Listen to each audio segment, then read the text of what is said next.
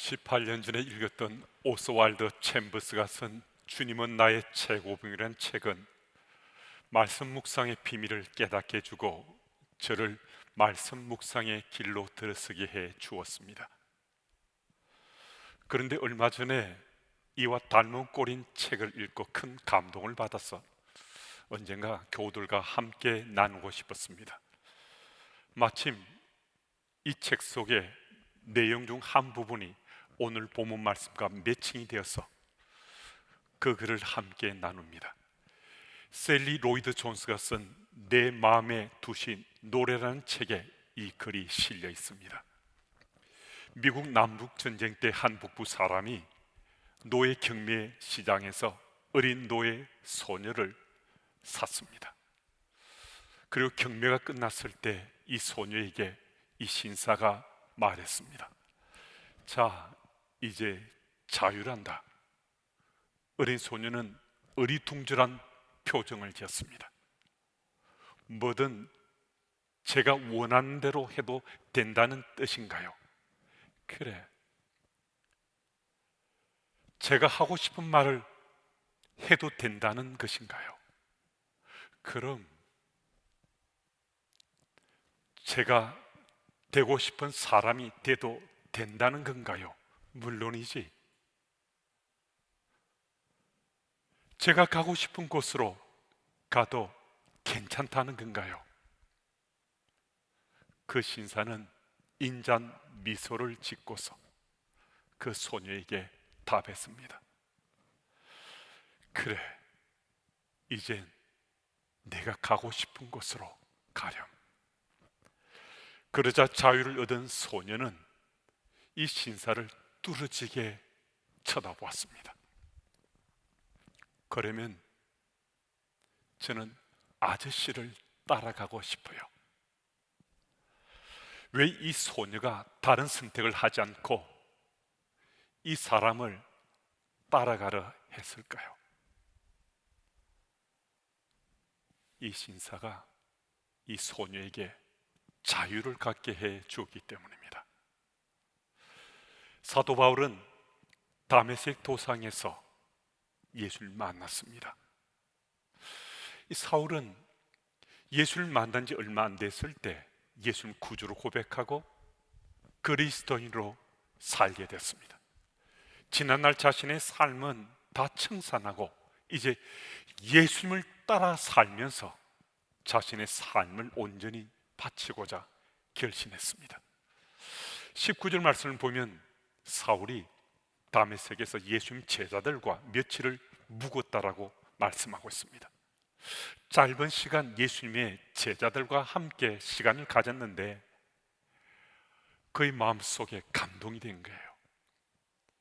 예수 복음이 자기 가슴을 감동시켜서 견딜 수 없게 된 거예요. 그래서 예수 복음을 전하고 싶은데 아직 제자로서 삶이 전혀 준비가 안 됐어요. 하지만 전하고 싶어서 견딜 수가 없었어요. 지금까지는 예수 믿는 자들을 핍박하고 박해하는 사울이었는데 이제는 예수 복음의 증인으로 서고자 열망했던 것입니다. 그래서 사울은 예수를 만난 그 감격을 감출 수가 없어서 예수 믿는 자를 적대하는 회당에 들어가서 예수는 그리스도시라고, 예수는 하나님 아들이라고 담대하게 선포했습니다. 그런데 바로 그날부터 사울에게 고난이 시작됐습니다. 사울은 예수 믿은 그 기쁨과 감격을 억누르지 못하고 예수 복음의 증인의 자리에 서게 되었는데 그에게 돌아온 것은 상상을 초월하는 고난이었습니다. 23절 말씀을 제가 읽습니다. 여러 날이 지나매 유대인들이 사울 죽이기를 공모하더니 공모할 수준으로만 그친 것이 아니라 24절 말씀을 보면 사울을 죽이려는 열심이 얼마나 특심했던지 밤낮으로 성문까지 지켰다라고 말씀이 기록하고 있습니다. 예수를 만났습니다. 그 감격을 감출 수가 없었어요. 은혜를 숨길 수가 없었어요. 복음을 전하고자 당당하게 담대하게 입술을 열었습니다. 그런데 돌아온 것은 생명을 잃을 수 있는 위기 상황이었습니다. 어떻게 할 것인가? 어떻게 반응해야 될 것인가? 대만에서 선교사로 사역하던 OM 국제 선교사 소속인 볼레타 스틸 크름이라는 선교사님이 계십니다. 선교사님 가정에 자녀가 셋 있었는데 큰 아이는 4살 때 백열병으로 죽었습니다. 둘째와 셋째는 둘째가 18살 때, 셋째가 16살 때 가족들이 함께 차를 타고 가다가 차 사고로 둘 다 목숨을 잃었습니다. 자녀 셋이 다 먼저 하늘나라로 갔습니다. 자녀를 키우는 부모 입장에 이보다 큰 고통이 어디 있겠습니까? 그런데 이것이 전부가 아니었습니다. 그토록 신실하게 하나님을 믿던 목사여 선교사였던 남편도 임파선 호지킨이란 병을 앓다가 세상을 떠나게 됐습니다. 그런데 그녀의 불행은 계속되었습니다. 대만에서 선교사로 활동하던 중에 흉악범에게 성폭행을 당하게 됐습니다. 여성으로서 견딜 수 없는 고통과 수치를 겪었는데, 그런데 이 볼레타 선교사님은 자신의 삶의 스토리를 글로 써서 세상 속에 드러냈습니다. 그래서 한 번은 그녀에게 사람들이 물었습니다. 선교사님은 여성으로서 견딜 수 없는 수치와 고통을 당했는데 어떻게 그것을 세상 사람들에게 계속해서 알려줍니까? 그랬더니 볼레타 선교사님이 무엇이라고 말했는지 아십니까? 자신이 겪은 그 고통과 환난을 통해서 놀라운 진리를 한 가지 깨달았다는 겁니다. 자신이 깨달은 그 진리를 전하지 않고서는 견딜 수가 없었어. 정말 고통스럽지만, 때로는 부끄럽기도 하지만 글을 써서 그 스토리를 전하게 되었다는 겁니다. 그녀는 다음과 같은 글도 직접 썼습니다. 나는 하나님 말씀에서 위로와 능력을 체험했습니다. 죽어가는 아들을 품에 안고 몸부림치던 밤에도 하나님께서는 말씀을 통해 제게 말씀했습니다. 남편이 숨 한 번 들이쉬기 위해 죽을 힘을 다해야 했던 그 밤에도 하나님은 내게 찾아와 말씀해 주셨습니다. 내 인생의 자리는 비통에 빠졌는데 하나님의 말씀은 놀라운 능력으로 바로 그 현장에서 주의 은혜를 체험케 하고 주의 은혜를 누리게 하는 놀라운 역사가 제게 있었습니다. 환난을 당하고 나니 평소 상투적으로 들리던 성경 말씀 하나하나가 결코 거짓이 아니라 참 진리라는 사실이 가슴팍에 새겨졌습니다. 흑암을 비추는 빛이었습니다. 마른 입술을 적시는 생수였습니다. 연약한 저의 손에 들려주는 용기의 지팡이였습니다. 하나님 환난당한 나에게 말씀으로 응답하셨습니다. 남편과 자녀를 데려가고 다시 돌려주지 않으셨지만 하나님께서는 그 고통 가운데 정말 놀랍게도 나에게 주의 은혜로 내 삶을 가득 채워주셨습니다. 여러분, 사울은 복음을 전하다가 우리가 상상할 수 있는 것보다 훨씬 더 심각한 고초와 고난을 겪었습니다. 하지만 그는 그 현장에서 주의 복음을 전하는 것을 멈추지 않았습니다. 더 강하고 담대하게 예수 복음을 전했습니다. 정말 놀라운 일이 일어난 거죠. 이게 어떻게 가능했는가? 하나님의 말씀의 능력이 사울을 사로잡았기 때문입니다. 하나님의 말씀의 능력이 그를 사로잡았을 때 그가 겪었던 고난과 그가 당했던 시련과 환난은 그의 생에 문제가 전혀 되지 않았습니다. 오히려 그 속에서 하나님 놀라운 은혜를 체험하고 더 담대하게, 더 당당하게 예수 복음을 전하게 되었다는 겁니다. 예수님 구주로 고백하는 내게 지금 고난이 있다면 우리는 어떻게 감당해냅니까? 나는 사울처럼 말씀에도 능통하지 못하고 기억하고 깨닫는 말씀도 극히 일부에 불과한데 그럼 나는 어떻게 할 것인가? 여러분, 주님의 은혜는요 참으로 신묘막측하세요. 주님의 은혜는 놀랍고 신비하기 그지없습니다. 말씀에 대해 내가 아는 것도 별로 없고요, 오히려 무지하다 할 정도일 수도 있는데, 하나님께 내게 주신 그 말씀을 내가 깨달을 수 있도록 주께서 은혜를 베풀어 주신다는 거예요. 난 말씀을 잘 몰라요. 기억하고 있는 말씀도 정말 일부분 뿐이에요. 그런데 주께서 내게 말씀을 주셨을 때 그 말씀을 내가 깨달을 수 있도록 주께서 놀라운 은혜로 내 삶을 사로잡아 주신다는 거예요. 이게 바로 말씀의 신비요, 이것이 말씀의 능력입니다. 내가 예수님을 구주로 영접한 후에 내게 이미 들렸던 말씀, 내가 읽었던 말씀, 내 기억 속에 남겨있던 그 말씀이 살아 움직이면서 내가 주의 말씀을 붙잡고 하자 했을 때, 내가 고난과 시련과 환난 속에 있을 때 그 말씀이 파워풀한 능력으로 내 삶의 역사에서 그 고난을 이겨내게 해 주시더라는 거예요. 그 시련과 환난을 극복해 주시더라는 거예요. 어떻게 해요? 놀라운 말씀의 능력으로요. 볼레타 선교사님이 임하셨던 말씀의 은혜가 사울에게 임하였던 놀라운 말씀의 은혜가 오늘 영상으로 예배드리는 우리 삶 가운데 넘쳐나서 우리들도 말씀의 능력에 따라 당당하게 그리스도인 삶대 예수님을 따라 살아가는 우리가 모두가 되었으면 정말 좋겠습니다. 이 19절에 사울이 다메섹에 있는 제자들과 함께 며칠 있을새, 20절에 즉시로 각 회당에서 예수가 하나님의 아들 되심을 전파하니, 21절에 이 사람이 예루살렘에서 이 이름을 부르는 사람을 멸하던 자가 아니냐, 여기 온 것도 그들을 결박하여 대제사장들에게 끌어가고자 함이 아니냐. 이 구절들은 사울에게 핍박과 박해가 가해졌을 때, 사울이 예수 믿고 나서 수년이 지나서 복음 전도자로 살 때 그때를 말씀하는 것이 아니라 사울이 예수를 믿은 지 얼마 되지 않았을 때 이런 일이 일어났다는 사실을 밝혀주고 있습니다. 그리고 25절 말씀을 보면요, 재미있는 스토리가 기록되어 있습니다. 그의 제자들이 밤에 사울을 광주리에 담아 성벽에서 달아내리니라. 사울이 예수를 믿은 지 정말 며칠 되지 않은 것 같아요. 그만큼 짧은 시간만 지났다는 거예요. 그런데 벌써 사울의 제자들이 생겼습니다. 이게 바로 말씀의 능력입니다. 사울이 말씀의 능력에 사로잡혀서 예수 복음 가운데 살게 되니까 그 주변에 있는 사람들이 사울의 그 삶을 통해서 변화된 그의 삶이 주변 사람들에게 영향을 미치더라는 겁니다. 그래서 사울을 따라서 예수 복음을 함께하고 전하는 자가 되더라는 겁니다.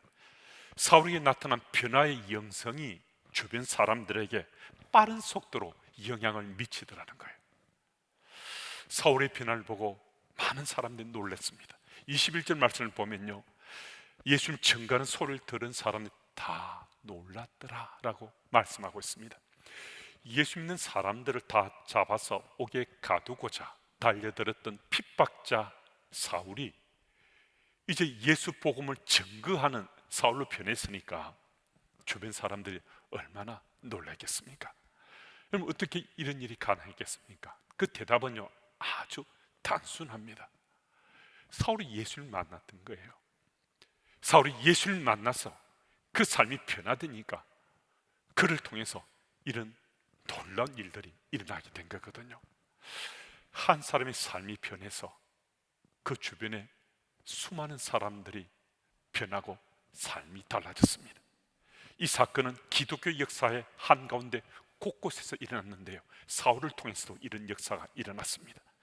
예수님 외에는 사울만큼 인류 역사와 윤리, 도덕, 영적인 문제, 심지어 정서까지도 이런 놀라운 변화를 일으킨 사람은 아주 드문 케이스입니다. 사울은 예수님을 만난 그의 삶이 근본적으로 완전히 바뀌었습니다. 사울의 삶을 통해서 기독교 역사가 바뀌어지고요, 세계 역사도 달라지게 됐습니다. 오늘도 수많은 사람들이 그가 쓴 바울 서신을 읽으면서 삶이 변합니다. 삶이 달라집니다. 로버트 라토너라는 미국에서 가장 큰 엔지니어링 회사를 경영하는 분이 있습니다. 성공적으로 사업을 일궜는데요, 어느 날 예수님 만났어요. 예수님 인격적으로 만났습니다. 그런데 이분은 스스로 말주변이 없다 생각해서 다른 사람들과 대화하기를 즐기지 않았습니다. 근데 어느 날 로터리 클럽에서 강연해달라는 청을 받고서 고민하다가 얼마 전에 만난 예수님 이야기를 하면 되겠다라고 생각하고 강연 가운데 자신이 예수님을 만난 그 스토리를 간증했습니다. 강연 후에 정말 놀라운 일이 일어났어요. 강연을 들었던 사람들이 감동받은 거예요. 다른 로터리 클럽에서 이분을 강사로 초청했습니다. 그래, 그때부터 로버트 라토너는 곳곳을 다니면서 예수 복음을 간증하는 사람이 됐습니다. 말주변이 없다고 했는데요, 예수 복음을 증가하면서 입술이 트였어요. 말문이 트였어요. 수많은 사람들에게 예수 복음을 전했습니다. 많은 사람이 죽기로 돌아왔습니다. 강연을 통해서 복음의 메신저가 되었습니다. 여러분, 우리가 진정 내가 예수를 만났다면요, 우리들이 예수 이야기 하지 않고 살 수 없습니다. 여러분과 내 인생길에요, 예수 이야기 하지 않고 우리가 살 수 있습니까? 할 수밖에 없잖아요. 예수 이야기를 계속 반복하면 우리 입이 트게 됩니다. 말문이 트게 됩니다. 그래서 내 삶이 변화되면요, 내 주변의 사람들도 변화되는 감동이 있다는 겁니다. 예수를 믿고 구원받기 전에 어떻게 사셨습니까? 주변에 참 좋은 친구들 많으셨죠? 그 친구들 없이는 살 수 없다라고 생각했던 친구들도 있었을 겁니다. 같이 술 마시던 친구들, 한 번씩 만나서 고스톱 치던 친구들, 그 친구들 없이는 나 살 수 없다라고 생각했을 수 있습니다. 그런데 어느 날 보니까 그 친구들이 주변에 다 사라졌어요. 그리고 주변에 이상한 사람들만 있는 거예요. 그 이상한 사람들은 다 예수 믿는 사람들입니다. 처음엔 교회 다니면서도 가정의 평화를 위해서 아내를 따라서, 남편을 따라서 뭐 교회에 다녔을 수 있는데, 근데 어느 날 친구들을 만나는데 그 친구들이 나를 별로 재미없다 하는 거예요. 어느 날부터 나를 술판에도 안 끼워줍니다. 하트판에도 안 끼워줍니다. 무슨 얘기입니까? 내 삶에 변화가 일어났다는 거예요. 그 친구들도 그것을 눈치챘다는 거예요. 같이 술판에 같이 만났는데, 하트판에 같이 만났는데, 아니 같이 이야기해 보니까 이야기가 잘 안 되는 거예요. 재미가 없어져요. 그리고 그 다음부터는 이제 술판 안 부릅니다. 화투 칠 때도 안 부르는 거예요. 그때부터 친구들은 내 주변에 사라지고 이상한 사람들, 예수 믿는 사람들만 내 주변을 채우게 됐습니다. 그래서 우리는 그리스도인으로 살게 되는 겁니다. 여러분, 예수 믿고 구원받은 기쁨과 감격이 내게 있습니다. 은혜를 누리고 살고 있는데도 내 삶에 고난이 지금 닥쳐 있다면요, 그것은 내가 변화받은 그리스도인 되었다는 표징입니다. 내가 지금 그리스도인 살기 때문에 그런 고난이 있는 거예요. 그 고난 가운데 주의 말씀을 표대 삼고서 살아가도록 주께서 지금 이 고난을 통해서 나를 훈련시키시는 거예요. 그래서 한때 두 때만 아니라 이 고난을 통과하면서 말씀의 능력에 사로잡혀서 주와 동행하며 살도록 주께서 지금 우리 삶을 인도하고 계시는 거거든요. 어린 노예 소녀가 자신에게 자유를 갖게 해준 사람을 따라간 것은 그분이 자신에게 새로운 삶을 주었기 때문입니다. 우리가 예수님을 따라 살고자 한 것은 예수님을 통해서 새로운 삶이 우리에게 주어졌기 때문입니다. 우리가 예수님을 따라 살고자 결심했을 때 예수께서 우리에게 새로운 삶을 주셨습니다.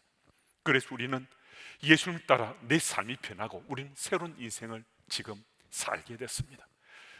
코로나 바이러스의 재확산으로 힘들고 어려운 시간을 지금 보내고 있습니다. 하지만 예수님 따라 살아가는 우리 삶이 흔들리지 않으면 이 고난 가운데서도, 힘든 상황 속에서도 오히려 우리는 하나님 깊은 은혜를 체험하며 살아갈 수 있습니다. 뿐만 아니라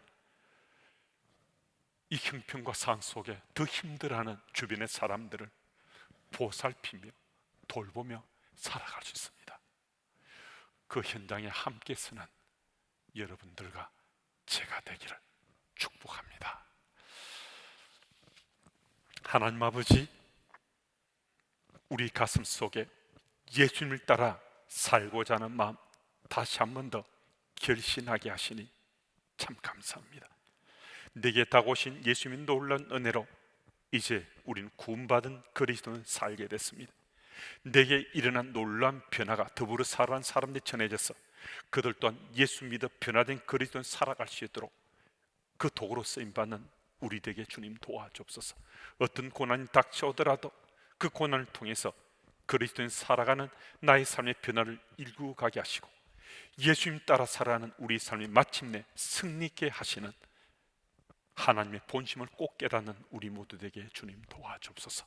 이번 한 주간도 예수님을 따라 살아감으로 승리하는 그리스도인 되기를 예수님 이름으로 기도드립니다.